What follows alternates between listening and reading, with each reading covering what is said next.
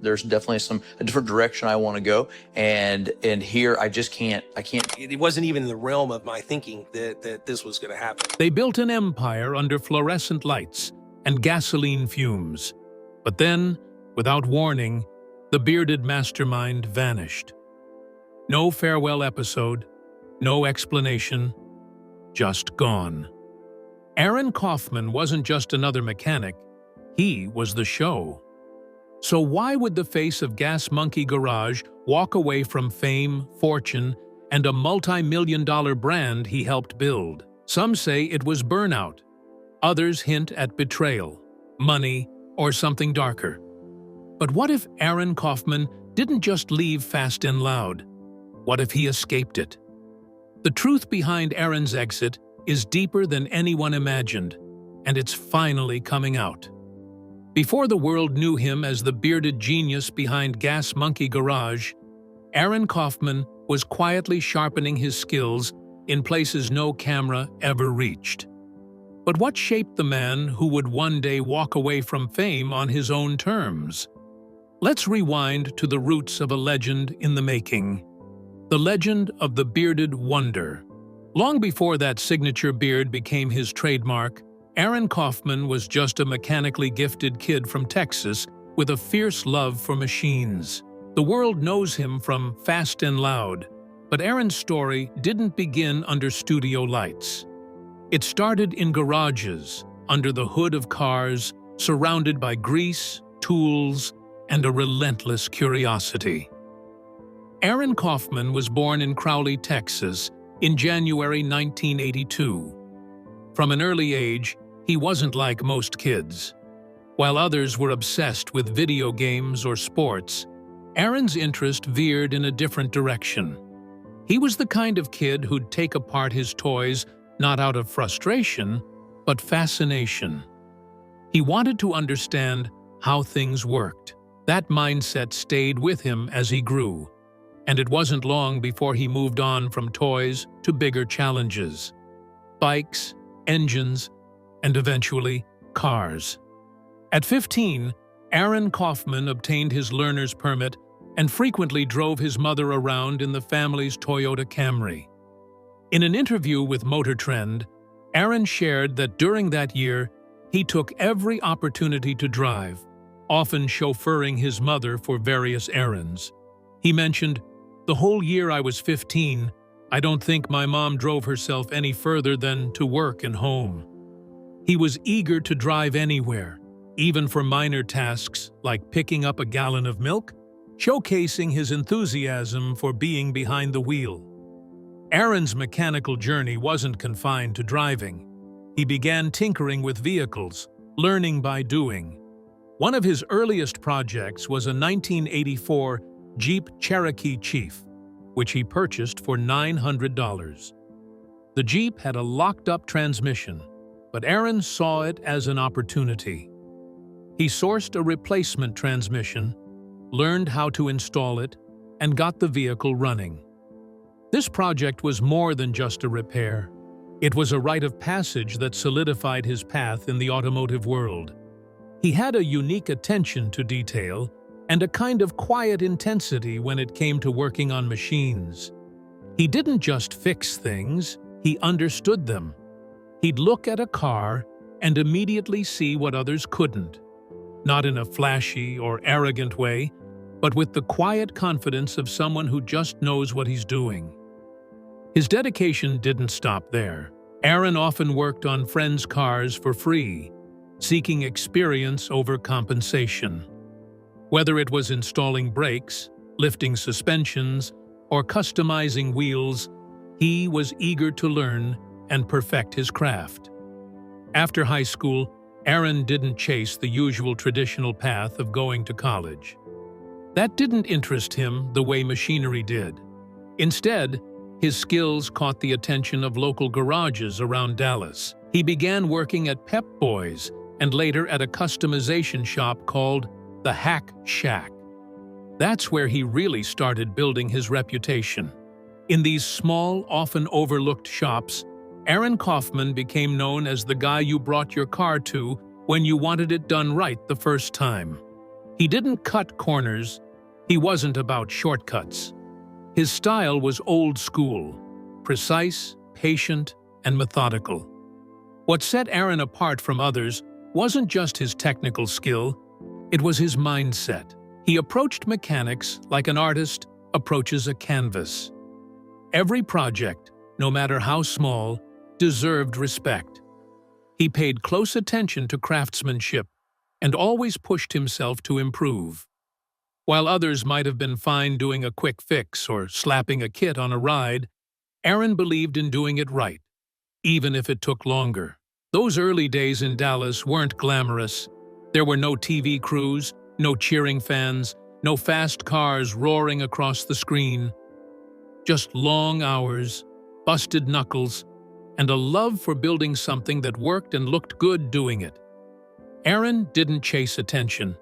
He let his work speak for itself, and people listened. Word started to spread. If you needed someone who could truly transform a vehicle, Aaron Kaufman was your guy. Eventually, his reputation reached someone who was also on the rise, someone who recognized the raw talent Aaron had and saw the potential in teaming up. And that's where the legend of the bearded wonder began. How Aaron Kaufman and Richard Rawlings joined forces. It's funny how some of the biggest moments in life don't come with fireworks or drum rolls. Sometimes it all starts with a simple job in a garage and a shared passion for cars between two guys who couldn't be more different. That's exactly how Aaron Kaufman and Richard Rawlings first connected. No one knew it at the time, but that moment would eventually spark one of the most recognizable automotive duos in reality TV history. Back in the early 2000s, Aaron was busy doing what he did best, working on cars in local Dallas shops, fine-tuning engines, and earning a quiet but solid reputation as a guy who could make any machine run smoother and look sharper. He wasn't looking for fame. He wasn't even looking for a big break. He was just focused on his craft. Meanwhile, Richard Rawlings was on a very different path. A little louder, a little flashier, and definitely more business-minded, Rawlings wasn't the type to blend into a crowd. So firstly, who exactly is Richard Rawlings? To understand how he and Aaron became a team, you need to know a little about Richard himself. Born in Fort Worth, Texas, Richard Rawlings had a love for cars early on too, but while Aaron leaned into the mechanical side, Rawlings leaned into the lifestyle. He wasn't just about building cars, he was about buying and selling them, flipping them for profit, and turning every deal into a story. Before Fast and Loud, Richard had already been hustling for years. He worked in law enforcement, printing, and even advertising. But at his core, he was always an entrepreneur with a deep love for muscle cars and hot rods. Richard had a vision. He wanted to build a brand around that classic American car culture. Not just fixing up cars, but creating something cool, edgy, and marketable. Something that combined skill, style, and just the right amount of swagger. He needed someone who could make the machines sing, and that's where Aaron came in. Their paths crossed at a local garage in Dallas, where Aaron happened to be working on a vehicle Richard had brought in. From the first conversation, Richard could tell Aaron wasn't your average mechanic. His precision, attention to detail, and ability to visualize a finished build just by hearing about the car was impressive. Richard saw talent. More importantly, he saw potential. This wasn't just a guy who could fix up a ride. This was someone who could build a brand. Their personalities couldn't have been more different. Richard was all about the big picture, the branding, the marketing, and the hustle. Aaron was quiet, technical, and deeply focused on the process. But that contrast is exactly what made the partnership work. Richard remembered saying, "When I decided this is what I was going to do, he was the first one I called." And so in 2002, Gas Monkey Garage was born. At first, it was just a regular custom car shop tucked away in Dallas, nothing flashy. just a place where they could work on restoring and flipping cars. But from day one, Richard had a bigger picture in mind. He wasn't content with staying local. He wanted to turn the garage into a global brand. And he believed that the world was ready to see the kind of gritty, hands-on car work they were doing on screen. And by early 2010, reality TV had started to shift. Viewers weren't just watching competition shows or documentaries. They wanted personality-driven content. Real people, real stories, and real work. Rawlings saw a gap in the market and pitched the idea for a show centered around Gas Monkey Garage. He wanted to show the process of finding old cars, fixing them up, flipping them for profit, and doing it all with a dose of personality. And he got it. But how did it all become a show? And not just any show, but the car show that rewired how gearheads and casual fans alike looked at custom builds. The ascent of Gas Monkey Garage. It didn't start with lights, cameras, and nationwide fame.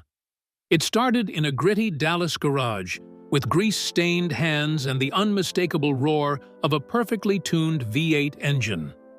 Gas Monkey Garage wasn't always a household name. In fact, before the glossy branding and the Discovery Channel deals, it was just another custom garage run by a duo who had wildly different approaches but somehow made magic together. Richard Rawlings brought the charisma and the hustle. Aaron Kaufman brought the skill and a level of precision that made other mechanics look like they were just playing with tools. It started with timing and chemistry. After Aaron and Richard partnered up to open Gas Monkey Garage, their shop quickly built a reputation around Dallas. They weren't just flipping cars for quick bucks. They were restoring life into forgotten machines. And more importantly, they were doing it with personality. Richard had a knack for deals and drama. And Aaron? Well, he was the calm in the chaos. The guy who could bring any dream built to life without ever raising his voice. Their builds weren't just impressive and unforgettable. Sleek Camaros, revived hot rods, offbeat muscle cars that looked like junkyard paperweights before Aaron got his hands on them. Word spread. These guys weren't ordinary. Remember we mentioned that Richard Rawlings wanted a show so bad for Gas Monkey Garage? He launched Gas Monkey Garage in Dallas in 2002, right? After that, Richard sold his previous business, Lincoln Press, in 2004 to focus entirely on the garage. His hard work paid off when Discovery Channel picked up the show, which premiered in 2012. At the time, the network was actively looking for unscripted content that blended reality TV drama with real-world skill. Gas Monkey Garage had both. The channel saw a compelling duo, Richard, the fast-talking wheeler-dealer who could charm anyone into a sale, and Aaron, the methodical genius who'd rather let the work speak than get caught up in showmanship. And that's when the show Fast and Loud came up. You see, when Fast and Loud launched in 2012, it didn't take long for viewers to get hooked. It was everything the auto scene needed. Part restoration, part business hustle, part brotherly banter. And right at the heart of it, that bearded wonder behind the wrench. Aaron Kaufman wasn't your typical TV star. He didn't try to be. He didn't care for the spotlight, and that's exactly why people loved him. Before we forget, his beard, by the way, almost had its own fan base. But it wasn't just the look. It was the way he worked. Every line he cut, every bolt he tightened. There was a care for it, a discipline. He brought an engineer's brain to a craftsman's world. He didn't cut corners. If something didn't feel right, he'd tear the whole thing down and start over, even if cameras were rolling and if deadlines were tight. And that's what made Fast and Loud different. Aaron didn't just build cars. He told stories through them. Whether it was a vintage Ford truck or a souped-up Dodge, if Aaron signed off on it, fans knew it was special. The chemistry between Aaron and Richard added another layer to the show's appeal. They were complete opposites. Richard thrived on speed, risk, and a good sale. Aaron preferred patience, craftsmanship, and things done right the first time. But somehow, the tension worked. Viewers got the business and the build, the flash and the focus. It was entertaining and educational all at once. That back-and-forth banter, it wasn't fake. It was the real dynamic between two guys who respected each other but constantly pushed each other's buttons. And when you added tight deadlines, unpredictable restorations, and the pressure to deliver stunning results on national television, it made for incredible TV. Behind the scenes, though, that pressure wasn't always easy to carry. Aaron's calm demeanor may have looked effortless on camera, but the truth was, maintaining that level of quality with cameras in your face and the clock ticking was exhausting. Still, for a while, it worked. In fact, it worked better than anyone could have predicted. Fast and Loud became one of Discovery Channel's biggest hits, reaching millions across the globe. It wasn't just a car show, it was a brand. Gas Monkey Garage merchandise flew off shelves. Fan events sold out. Richard Rawlings became a celebrity in his own right. But Aaron?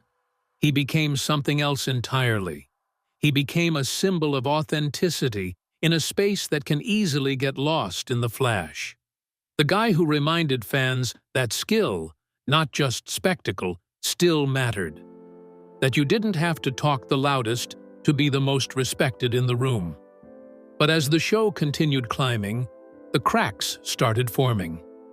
Because when your passion becomes a production, when every turn of a wrench is timed, recorded, and edited for maximum drama, it's only a matter of time before something gives.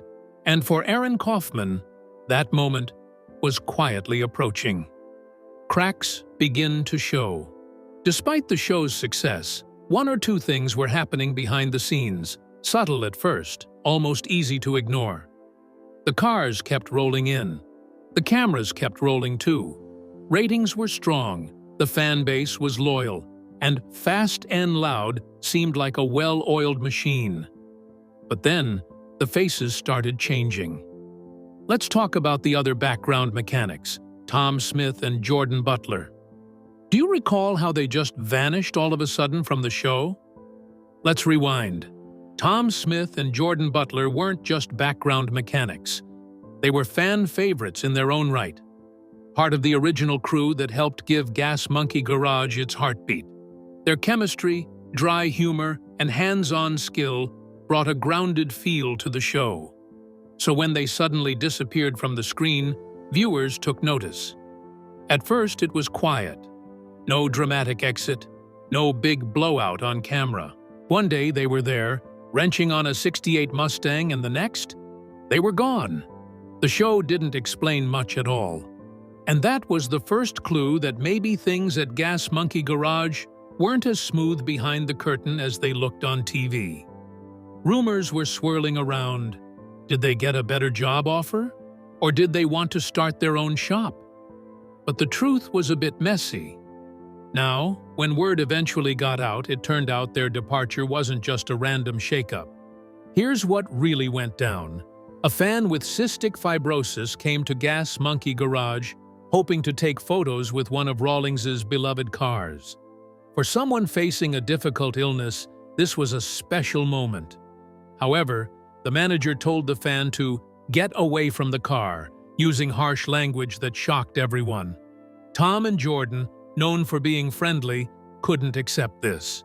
They stood up to the manager, and it led to a heated exchange where Tom reportedly used profanity.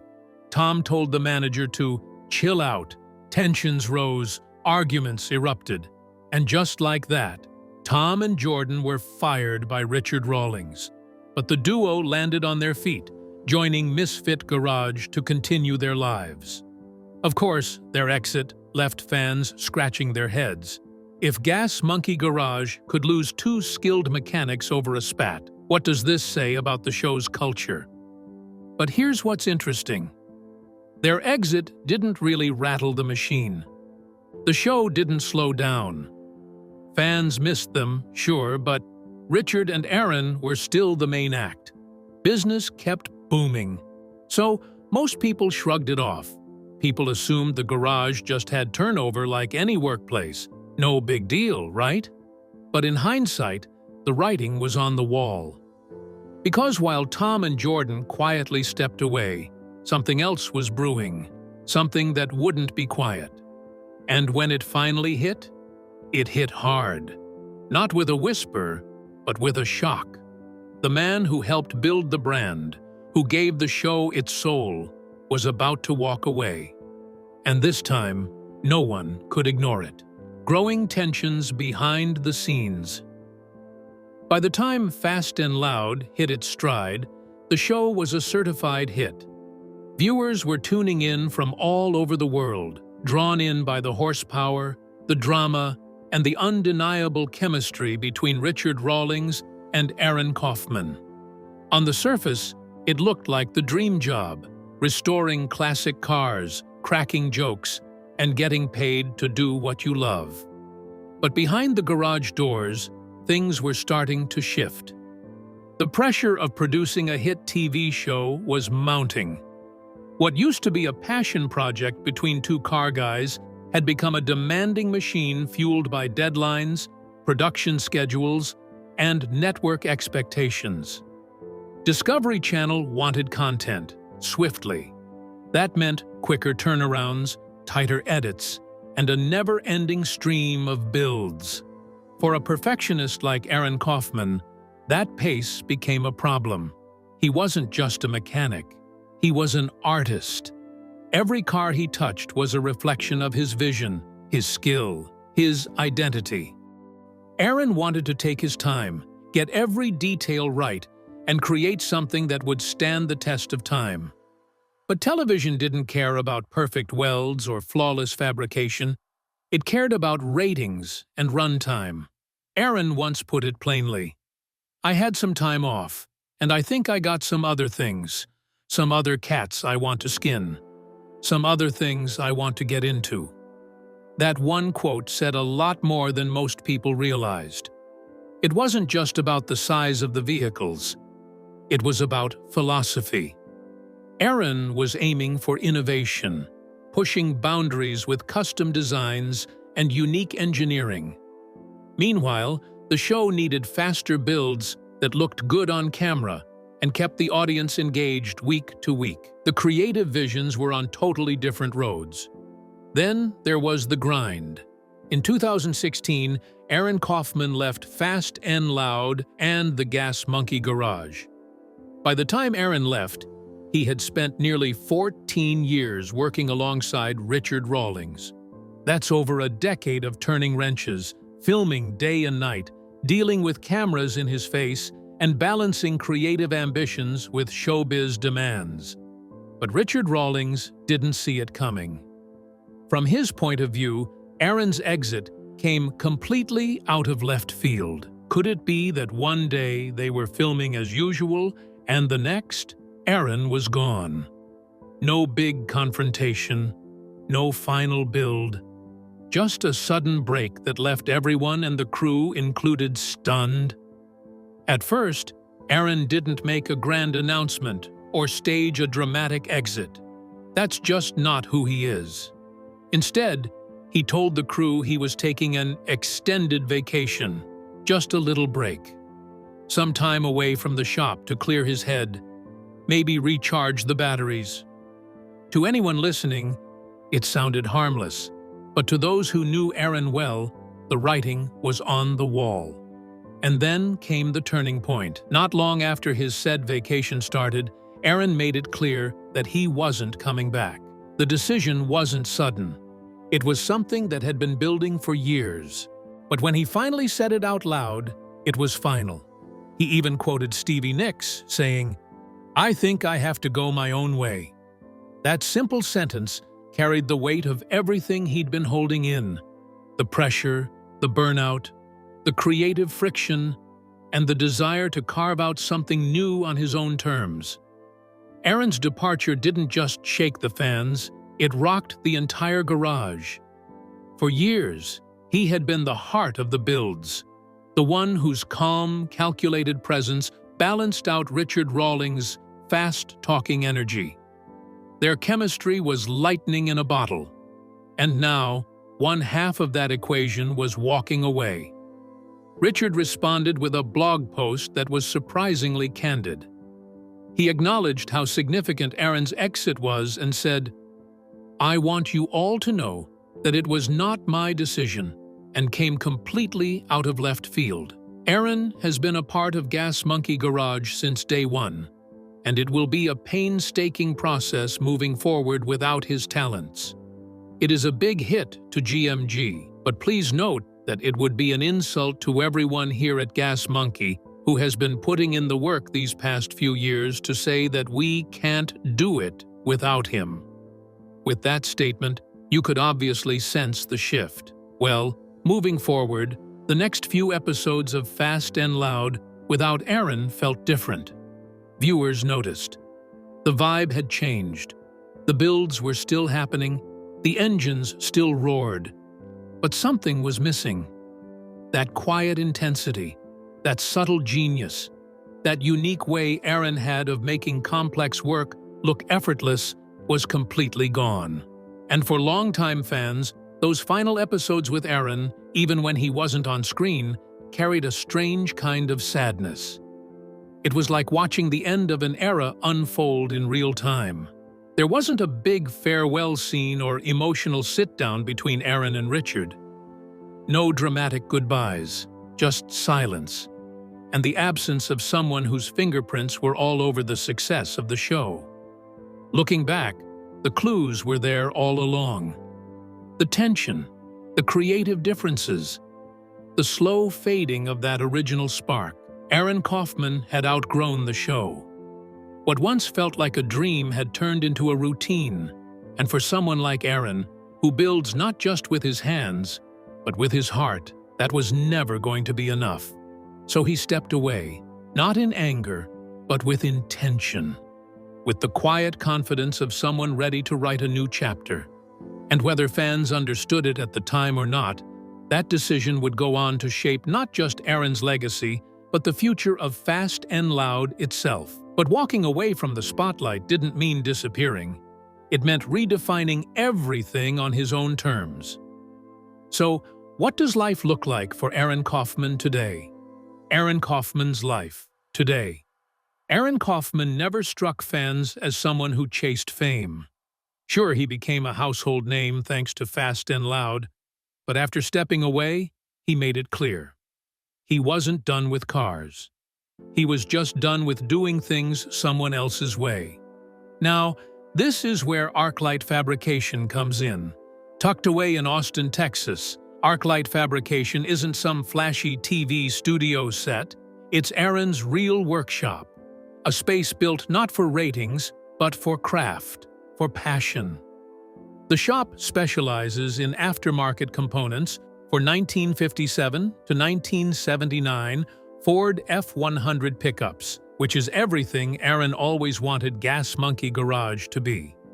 It's a haven for truck lovers, particularly those who geek out over vintage Fords the way Aaron always has. And for Aaron, that's the point. He's building things that matter to him. Of course, fans still wanted to follow his journey, which led to his solo shows like Shifting Gears with Aaron Kaufman and Aaron Needs a Job. Both had strong concepts, real-world builds, travel, and behind-the-scenes work that felt closer to Aaron's true interests. But the thing is, neither of the shows exploded the way Fast and Loud did. They were well made, and Aaron still had that steady, smart presence viewers loved. But the format wasn't designed for drama or over-the-top antics. And without that high-octane tension, ratings never skyrocketed. Both series actually ran for limited seasons. But if you ask Aaron, that might have been a blessing. Because while the bright lights faded a bit, the love for the craft stayed strong. Aaron's not trying to be the next reality TV star. He's trying to make great cars. And he still is.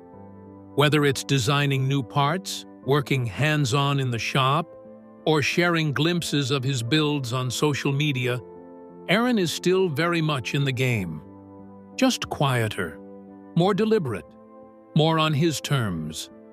What's refreshing is how normal he's kept things.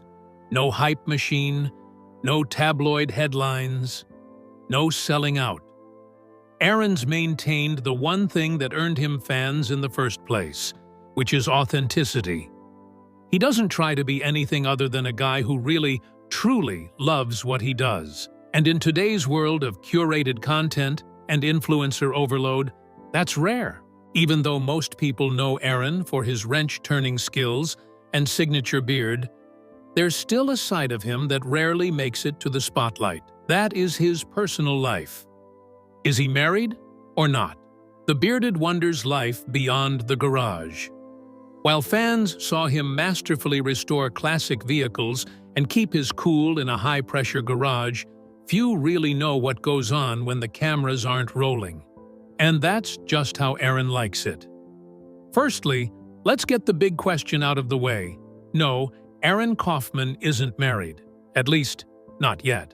But that doesn't mean he's flying solo. He's been in a long-term relationship with Lauren Moore Knobb, someone who has occasionally appeared in the background of his social media posts. Lauren, a personal assistant and producer, has been a supportive presence in Aaron's life, often accompanying him to events and sharing in his automotive passions. The couple shares a love for travel and have been seen exploring various destinations together. But despite their long-standing relationship, there have been no official announcements regarding marriage. As for kids, so far, there's no sign of little Kaufmans running around the garage. Well, except for their two dogs, Lola and Bastion, who are integral parts of their family life. Aaron hasn't publicly stated whether fatherhood is in the cards for him, and honestly, he doesn't seem in a rush. The life he leads now appears to suit him just fine. If anything, it seems he's found peace in creating on his own terms, without the added pressure of raising a family in the public eye. But what makes Aaron's personal life interesting isn't just what he does or doesn't share. It's how deliberately he chooses to live off the radar. After years of being on camera, he seems to have developed a strong appreciation for privacy. While some former reality stars chase more spotlight after their big break, Aaron took the opposite route. He scaled back, focused inward, kept his circle small. And that decision has arguably helped him maintain a level of peace and balance many people in the public eye rarely achieve. So while there might not be any headline-grabbing drama in Aaron Kaufman's personal life, that's actually the point. His story isn't about chaos or controversy, it's about carving your own path, staying true to who you are, and refusing to let fame rewrite your values. But then, do you think Aaron Kaufman left fast and loud to preserve his passion? Or was he quietly pushed out because his vision no longer fit the show's made-for-TV agenda? Let me know what you think in the comments below. Don't forget to like, share, and subscribe to our channel. For more content like this, tap on the next video on your screen.